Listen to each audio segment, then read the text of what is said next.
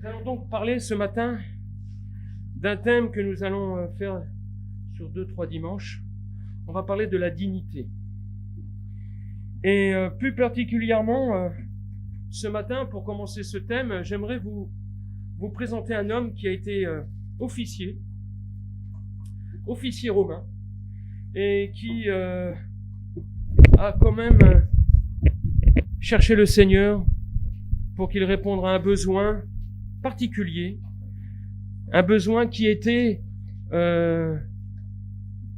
impossible à résoudre sans le Seigneur.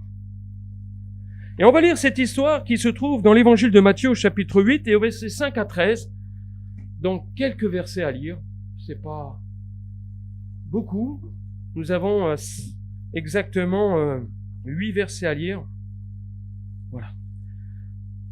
Donc Matthieu au chapitre 8 et au verset 5 à 13, il est écrit: comme Jésus entrait dans Capernaum, un centenier l'aborda, le priant et disant: Seigneur, mon serviteur est couché à la maison, atteint de paralysie et souffrant beaucoup.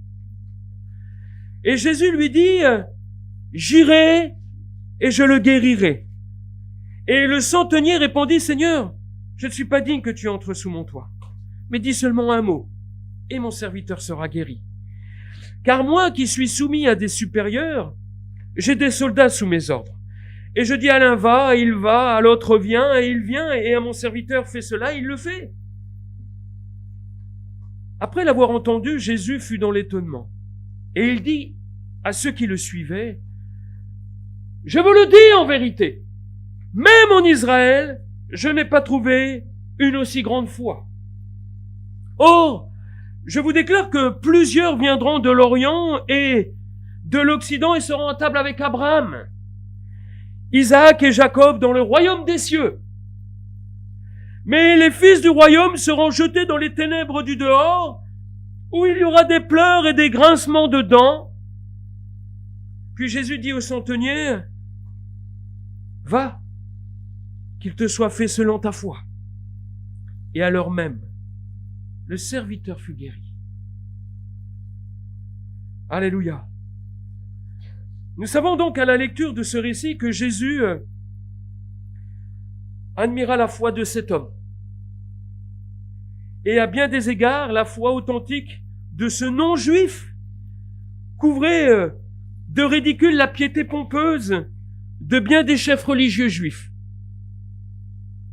Vous savez, Jésus, la Bible nous dit qu'il est le rémunérateur de la foi. Dieu est le rémunérateur de la foi.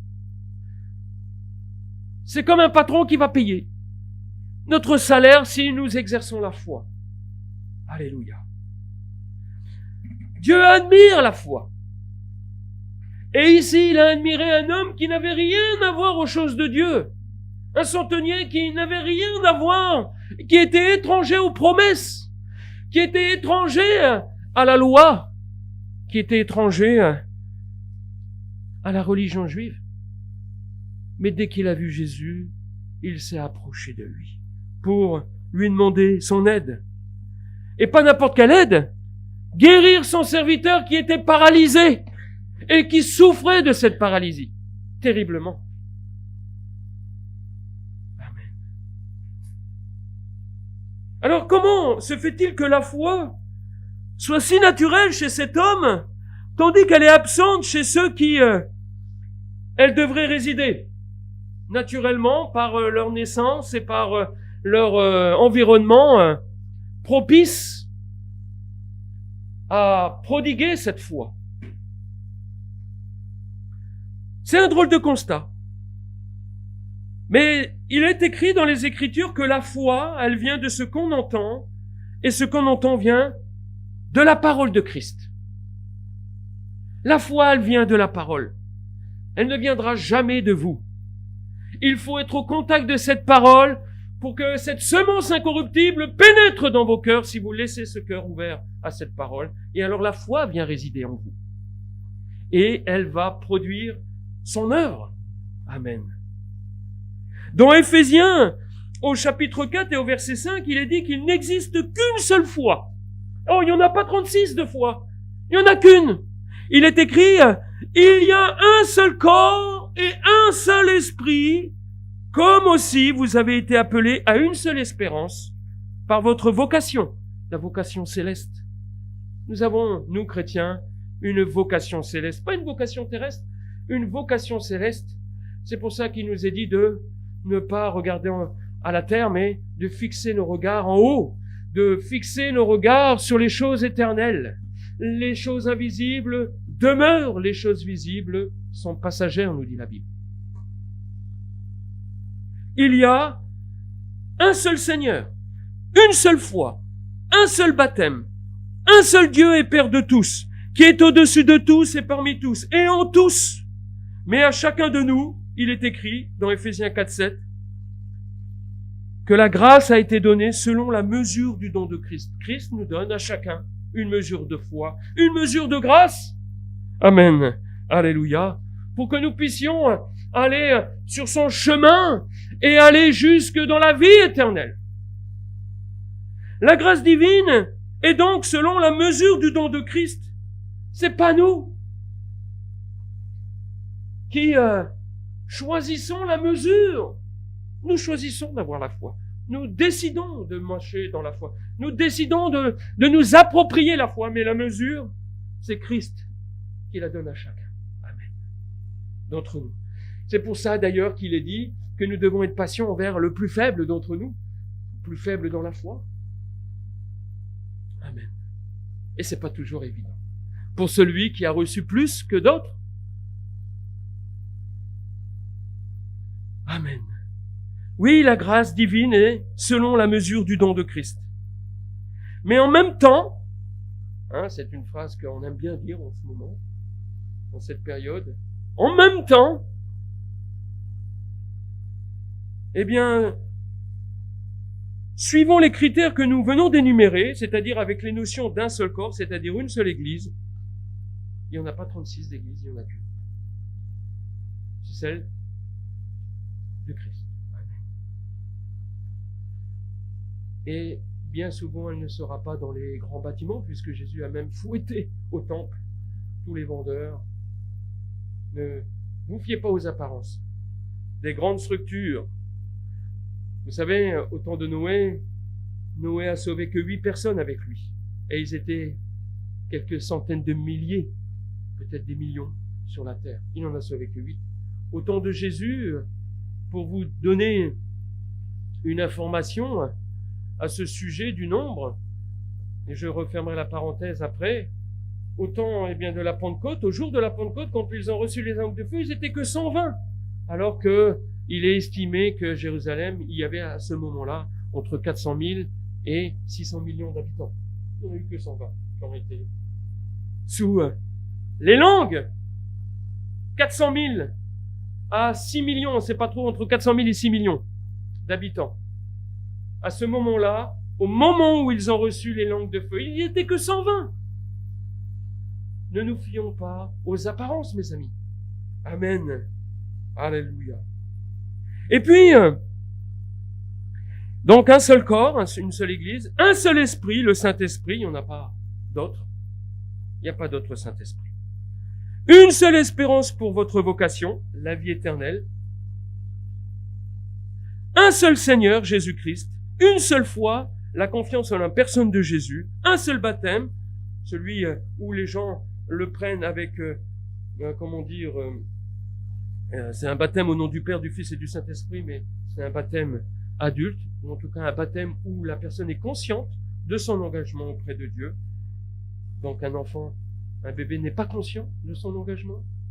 Donc le baptême est inutile à leur propos, puisque ces enfants, le Seigneur les reçoit, tant qu'ils n'ont pas la notion du péché, du bien et du mal, il les reçoit si besoin. Et puis, un seul Dieu et Père de tous, qui est révélé par Jésus et qui est décrit dans toute la Bible. Amen. Et c'est selon ces critères que la grâce divine est donnée à chacun, selon le don de Christ. Amen. Et le don de Christ, c'est sa vie. Et alors, pour revenir à notre histoire, cet homme militaire de Capernaum avait la foi fondée naturellement sur des caractéristiques spirituelles. Sa foi n'était pas fondée comme ça par des choses qu'il aurait pu de lui-même dans sa culture, dans son apprentissage de la vie, dans son apprentissage professionnel, toute cette connaissance qu'il pouvait avoir avec, c'était un voyageur puisque il n'était certainement pas né en Israël. Cet homme a fondé naturellement sa foi sur des caractéristiques spirituelles. Quand il a entendu parler de Jésus, il a su que c'était celui qui venait pour les hommes. Son comportement est conduit par sa conviction et son appréciation de la personne de Jésus et pas autrement, et pas autre chose que Jésus. Amen. Ce qui constitue d'innombrables obstacles pour beaucoup de personnes aujourd'hui et à son époque n'a pu s'interposer entre lui et Jésus. Par exemple, l'obstacle de l'orgueil, l'obstacle du doute, ou de l'argent, ou de la langue, ou de la distance, ou du temps, ou de la volonté propre, ou de celle de se suffire à soi-même, ou du pouvoir, et aussi de son origine, n'ont pas été retenus. Il ne les a pas pris en compte. Amen. Alléluia. Et c'est ce qu'il faut pour venir à Jésus. Nous devons balayer tous nos obstacles pour nous tourner vers lui. Amen. Sans toutes, ces innombrables obstacles qui auraient pu s'interposer, qui peuvent s'interposer dans nos vies. Toutes les choses qui pouvaient naturellement animer un homme tel que lui ont volé en éclats face à la personne du Seigneur. Amen. Alléluia. C'est ainsi que je dois me présenter à Dieu. Alors, la bonne raison à cela, c'est sa réflexion sur la personne de Jésus. Je crois que si nous n'avons pas conçu convenablement notre réflexion sur la personne de Jésus, nous nous faisons notre petite cuisine théologique, nous nous faisons notre petite croyance, mirifique à nos yeux, mais pas pour la vérité. Alors, voilà ce qu'il a dit, cet homme. Il a dit ceci. Voilà ce qu'il a dit. Voilà. C'est ce qu'il a dit. Je vais vous le lire. Mais cette affiche, c'est la première que nous allons avoir ce matin. Je ne suis pas digne que tu entres sous mon toit, mais dis seulement un mot et mon serviteur sera guéri. Dis seulement un mot et mon serviteur sera guéri. Je suis pas digne. Il n'est pas digne du Seigneur. Vous vous rendez compte? C'est quelqu'un. C'est extraordinaire. C'est quelqu'un qui n'est pas digne et il vient au Seigneur. C'est extraordinaire, non? Nous voulons, et ça c'est quelque chose que j'ai entendu, donc bien des logiques, et encore il n'y a pas longtemps, où il faut qu'on soit en bonne santé pour venir à l'église. Non, vous allez voir que c'est faux. Non, c'est faux. Que je n'attende pas le bonjour, il n'y viendra jamais si je ne viens pas au Seigneur. Amen. Je ne suis pas digne, Seigneur, que tu entres chez moi. Mais dis seulement un mot, et mon serviteur sera guéri. Amen.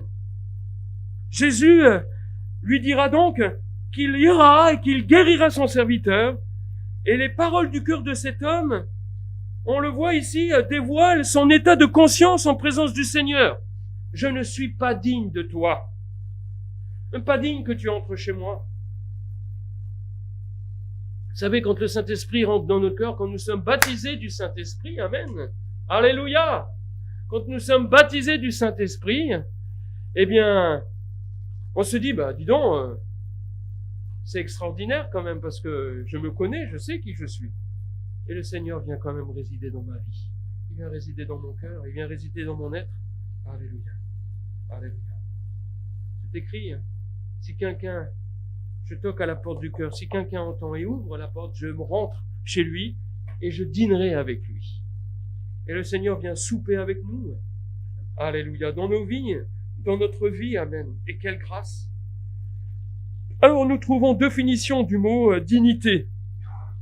Alors j'ai cherché, la première définition, c'est une fonction, un titre ou une charge qui donne à quelqu'un un rang éminent. La dignité d'un comte, par exemple, d'un évêque, d'un magistrat, d'un président. Et puis la deuxième définition qui nous correspond ici, c'est le respect que mérite quelqu'un ou quelque chose. C'est lorsque le centenier a dit à Jésus, je ne suis pas digne que tu entres sous mon toit, le mot digne se définit par deux évidences simultanées ici. Avant tout, que le Seigneur Jésus soit de dignité absolue, et de fait, produit un contraste absolu avec lui. Ah, il est digne absolument. C'est la suprématie parfaite dans la dignité, Jésus. Et quand je viens à lui, par la foi, aujourd'hui, eh bien, il y a un contraste avec ma vie. Et automatiquement, quand je m'approche de lui, je ne peux que reconnaître que je ne suis pas digne. Alléluia. Qu'il entre dans ma vie. Comment, Seigneur, toi, qui es de toute pureté, de toute sainteté, de toute justice, de toute droiture, tout est parfait chez toi. Comment tu viens dans ma vie? Comment tu veux accepter? Quel amour insondable pour vouloir venir jusqu'à chez moi, dans ma vie, dans mon cœur. Amen. Avant tout, donc le Seigneur est de dignité absolue et ça fait un contraste absolu avec moi. La dignité de la personne du Seigneur Jésus devrait produire de la gravité dans notre comportement et dans notre manière, dans nos manières. C'est pour cela qu'il est écrit que les hommes doivent le craindre. Et c'est pour ça que dans l'Église, nous devrions avoir un comportement grave, parce que nous sommes le corps de Christ. Et le corps de Christ, eh bien c'est Christ, c'est la représentation de Christ physiquement dans ce monde. Et nous devrions avoir tous un comportement grave dans le sens où très respectueux des choses. Alléluia. Il est dit par exemple dans l'Ecclésiaste que Dieu agit ainsi dans le monde afin qu'on le craigne dans nos vies. Il est dit aussi que celui qui craint Dieu échappe à tout. C'est dans Ecclésiaste 7.18. Que le bonheur est pour ceux qui craignent Dieu, dans Ecclésiaste 8.12. Crains Dieu et observe ses commandements. Ecclésiaste 12.15. Crains Dieu et observe ses commandements. S'il y a quelqu'un dont nous devons craindre et que nous devons obéir, à qui nous devons obéir, c'est bien Dieu. C'est bien lui. Alors, j'aimerais encore vous donner encore une affiche pour vous dire ce qui est écrit dans Hébreux 1.3. Dans Hébreux 1.3, il est dit au sujet de Jésus, qui est le Fils de Dieu, il est dit de Jésus qui est le Fils de Dieu, qu'il est le reflet de sa gloire et l'empreinte de sa personne, et il soutient toutes choses par sa parole puissante. Voilà, ça c'est Jésus. C'est ce que nous dit Hébreux 1 et au verset 3 dans la Bible. Jésus est le Fils de Dieu, il est le reflet de sa gloire et l'empreinte de sa personne, et il soutient toutes choses par sa grande puissance. Amen. Gloire à Dieu. Alléluia. C'est pourquoi les noms de Jésus sont multiples dans la Bible. Et vous pourriez, comme ça, trouver pas moins de 16 patronymes dans le livre de l'Apocalypse de Jean. Sur Jésus, 16 noms. Vous avez par exemple, Fils de l'homme. Ça, c'est un nom que nous donnons à Jésus dans l'Apocalypse. Le premier et le dernier. Le vivant, le Fils de Dieu, le témoin fidèle et véritable, le lion de la tribu de Juda, le rejeton de la racine de David, l'agneau de Dieu, le Messie, fidèle et véritable. La parole de Dieu, c'est Jésus. Roi des rois, Seigneur des seigneurs, l'alpha et l'oméga, le commencement et la fin, l'étoile brillante du matin. Pas moins de 16 patronymes pour Jésus dans l'Apocalypse de Jean. L'apôtre Pierre aussi, au cours de son ministère apostolique, a attribué divers noms et titres à son Seigneur qu'il a connu, lui, particulièrement, en chair et en os. Il a dit que Jésus était le Fils de Dieu, qu'il s'appelait Jésus, c'est-à-dire Sauveur. Dans l'étymologie du nom Jésus, c'est Sauveur. Le Saint, le Juste, le Prince de la vie, c'est-à-dire le pionnier. Le Prince, c'est celui qui commence quelque chose. Il est le Prince. Amen. Alléluia. Gloire à Dieu. De la vie. Voyez, la dignité de la personne du Seigneur Jésus a pour conséquence sur cet homme, sur ce centenier, un verdict sans détour de sa propre personne. Je ne suis pas digne. Qui est digne ici? Quelqu'un se trouve digne? Amen. Nous ne sommes pas dignes de lui. Alléluia. Mais pour autant, il nous faudra tout de même venir à lui pour nos besoins. Alléluia. Amen.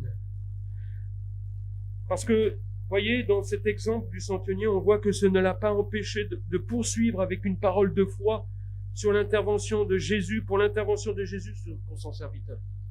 Il n'en est pas dit, mais il a dit, oh, je suis pas digne, Seigneur. Mais dis un mot seulement.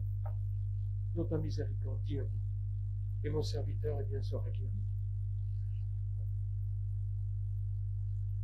Il est paralysé, l'homme. Seigneur, dis un mot. Il est paralysé. Aujourd'hui, vous avez dans le monde une solution pour les paralysés? Pour les paralysés de France? Dis un seul mot, Seigneur, et mon serviteur sera guéri. Tout en étant dans cette réflexion qu'il n'était pas digne de lui. Et aujourd'hui encore, la personne de Jésus, par le Saint-Esprit et par la parole de Dieu, devrait produire le même effet sur la vie, sur les vies et sur nos vies. Nous voyons dans cette histoire qu'il est bien seul, à ce moment-là, à manifester une telle foi à l'égard de Jésus. Et on n'a pas 36 de centeniers. Il n'y a pas 36 personnes ici dans l'histoire, même si peut-être qu'on pouvait peut-être pas relater tous les gens qui se sont approchés de Jésus. La Bible nous dit que s'il aurait fallu raconter tout ce que Jésus a fait, alors c'est une image, mais il est écrit que le monde entier ne pourrait pas contenir les livres que nous devrions écrire sur ce qu'il a fait, sur ce qu'il a accompli Jésus pendant ces 3 ans et demi. Donc des gens se sont approchés manifestement, plus que ce qui est relaté dans les évangiles. Mais nous pouvons aussi comprendre que ici, il nous est dit quand même qu'il n'y avait pas grand monde qui manifestait une foi pareille, puisque Jésus lui-même le dit. Jésus lui-même le dit. Même en Israël, je n'ai pas trouvé une aussi grande foi, dit le Seigneur. Et la foi véritable vient de notre parfaite compréhension de la personne de Jésus. Il se trame, j'aimerais vous le dire ce matin, un terrible danger lorsque nous ne comprenons pas qui est vraiment Jésus et quel est son plan salutaire. Il se trame un terrible danger dans nos vies lorsque nous ne comprenons pas qui est Jésus dans nos vies et pour nos vies. Jésus a averti la foule que bien de juifs religieux qui auraient dû trouver la place dans le royaume en seront exclus à cause de leur manque de foi. C'est terrible. C'est à cause de leur position.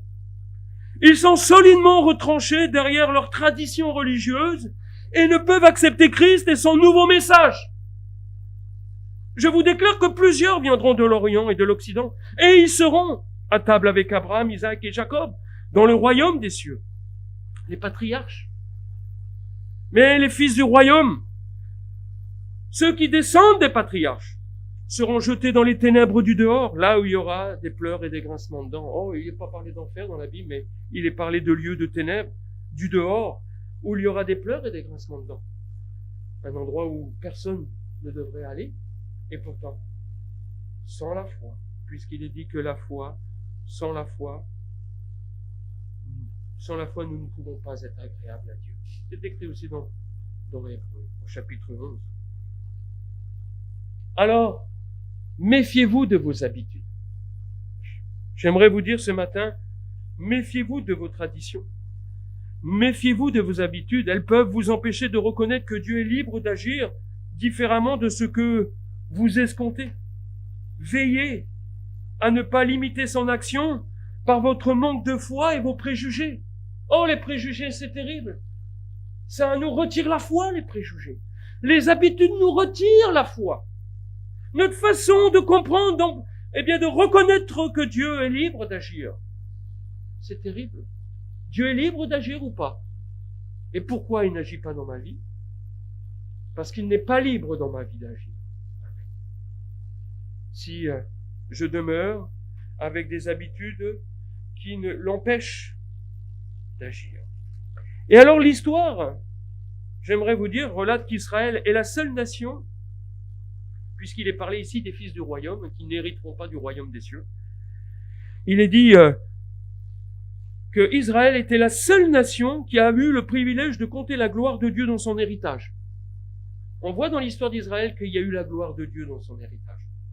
On voit par exemple, il est écrit dans Romains 9,4, que les Israélites, à qui appartiennent l'adoption, et la gloire, et les alliances, et la loi, et le culte, et les promesses, et les patriarches, de qui est issu selon la chair le Christ même, qui est au-dessus de toutes choses, Dieu béni éternellement, ont perdu, en ne le reconnaissant pas comme le Messie de Dieu. Et hélas, nous savons que cette gloire, qui est dans leur héritage, la gloire de Dieu, a quitté d'abord le tabernacle. C'est écrit dans 1 Samuel au chapitre 4, verset 19, verset 22. Puis, la gloire de Dieu a quitté le temple de Salomon dans Ézéchias 10. Il a quitté aussi. Et elle se présente maintenant sous les traits du Fils de Dieu, selon Jean 1,14. Mais la nation l'a rejeté dans sa majorité. Parfois, la gloire de Dieu est apparue. Elle est apparue dans le tabernacle, elle est apparue dans le temple, elle est apparue heureux avec le Fils de Dieu. Et la nation l'a rejeté dans sa majorité. C'est terrible. Est-ce que je vais rejeter la gloire de Dieu?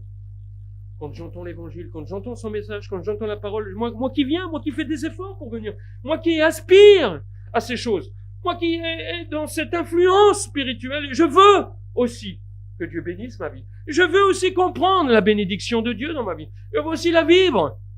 Est-ce que je vais la rejeter, cette gloire de Dieu, par la foi sur le Christ? Amen. Attention à nos habitudes, mes amis. Abraham était le fondateur de la nation juive. Et sa relation avec Dieu était caractérisée par la grâce et par la foi. C'est ça la relation qu'Abraham avait. La grâce et la foi, il n'y avait pas la loi avec Abraham. La loi est venue bien après avec Moïse. Et Abraham est le père de tout le peuple juif. Dieu avait promis le pays aux descendants d'Abraham, puis il a annoncé à ses descendants qu'ils souffriraient en Égypte avant d'entrer dans le pays promis et d'en bénéficier. Et tout est arrivé comme Dieu l'avait annoncé. Tout est arrivé comme Dieu l'avait annoncé. Dès le début, Dieu avait un plan de sagesse pour son peuple et son plan s'accomplirait tant que les Israélites croiraient en sa parole et obéiraient à sa volonté. Les Juifs vénéraient Abraham et s'enorgueillissaient d'être ses enfants à l'époque de Jésus. Ils vénéraient Abraham et ils s'enorgueillissaient d'être ses enfants, mais ils confondaient descendance physique et expérience spirituelle. Et ils s'appuyaient sur leur héritage national plutôt que sur leur foi personnelle. Or, ne nous appuyons pas sur notre héritage national religieux, mais appuyons-nous plutôt sur notre foi personnelle. Amen. Alléluia. Amen. Parce que Jean-Baptiste les avait déjà mis en garde contre ce péché, et même Jésus les avait mis en garde. Et les Juifs ne discernaient pas la simplicité de la foi d'Abraham et des patriarches, et il nous est raconté qu'ils avaient encombré des traditions humaines qui faisaient dépendre le salut des bonnes œuvres et non de la foi. Les œuvres ne sauvent pas. Les œuvres ne vous sauveront pas. Il y a les œuvres de la foi. Oui, mais c'est la foi qui sauve. Et parce que j'ai la foi, on avait déjà fait cette démonstration, eh bien, je produis les œuvres de la foi. Mais il me faut la foi. Sinon, ce ne sont pas des œuvres de la foi. C'est des œuvres que moi, je me permets de faire, que je pense qu'ils sont bonnes, mais ce n'est que, ma propre interprétation des choses. Amen. Dieu n'a pas de petits-enfants. C'est-à-dire que les Juifs qui descendent des patriarches ne sont pas les petits-enfants de Dieu. Dieu n'a pas de petits-enfants. Chacun de nous doit naître dans la famille de Dieu par la foi en Jésus-Christ. C'est ce que nous dit Jean au chapitre 1 et au verset 11. Je vais vous le lire. Dans Jean 1, 11, il est écrit: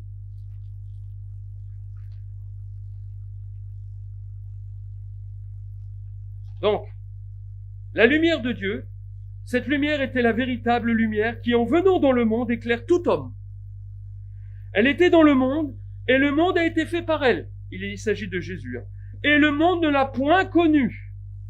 Elle est venue chez les siens, ce que nous venons de dire, et les siens ne l'ont pas reçue. Mais à tous ceux qui l'ont reçue, à ceux qui croient en son nom, au nom de Jésus, elle a donné le pouvoir de devenir enfant de Dieu. Si je crois à lui, je deviens enfant de Dieu. Lesquels sont nés non du sang, ni de la volonté de la chair, ni de la volonté des hommes, mais de Dieu.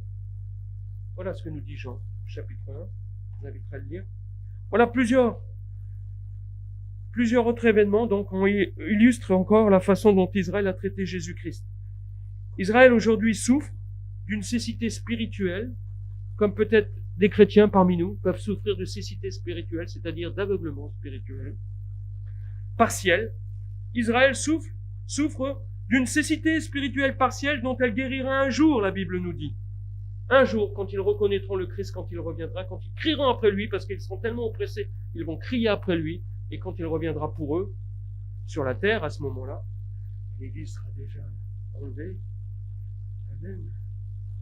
Eh bien, là, ils le reconnaîtront. Là, la cécité spirituelle cessera.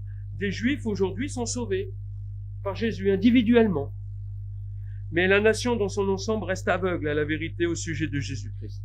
C'est un passage que vous pouvez lire dans Romains, au chapitre 11 et au verset 25 à 32.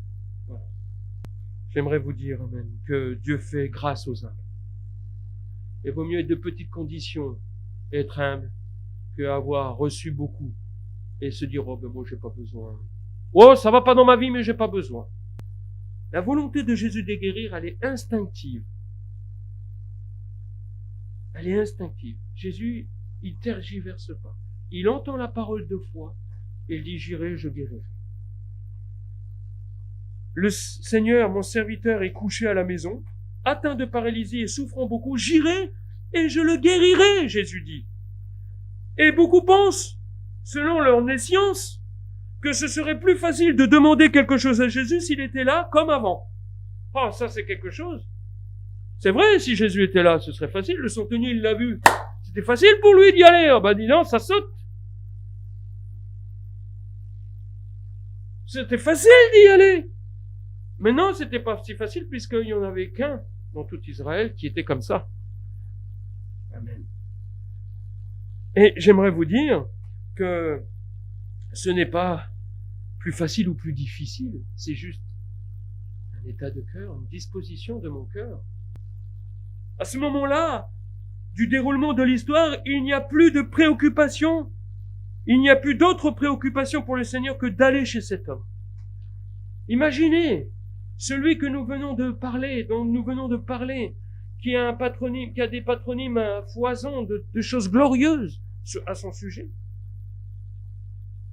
Il n'aura qu'une obsession, c'est de venir chez vous pour vous guérir, pour agir dans votre vie. C'est ça que je veux. C'est ça que je veux pour vous, bien sûr. C'est ça que je veux pour moi, c'est ça que je veux pour tout le monde, alléluia. Mais au-delà de ma volonté à moi, vous savez ce que c'est? C'est la volonté de Dieu. Si j'ai des paroles de foi, amen.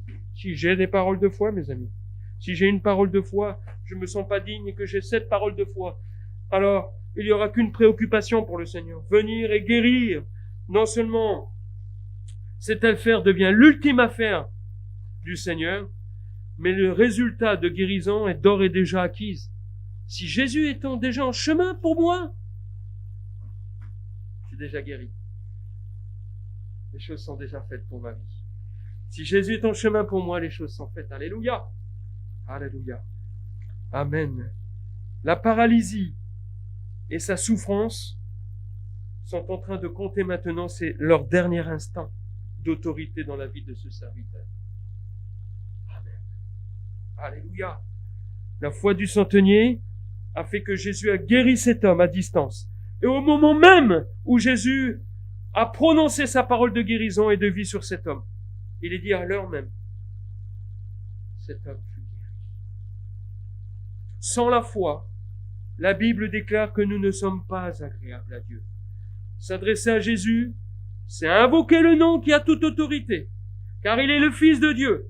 Ce n'est pas un nom ordinaire que nous employons lorsque nous nous adressons à lui personnellement. Et rien ne peut aller contre cette parole qui dit que si je crois, je verrai la gloire de Dieu. Si je crois, c'est écrit dans quel évangile? Amen. Je crois que c'est l'évangile. Si je crois, je verrai la gloire de Dieu.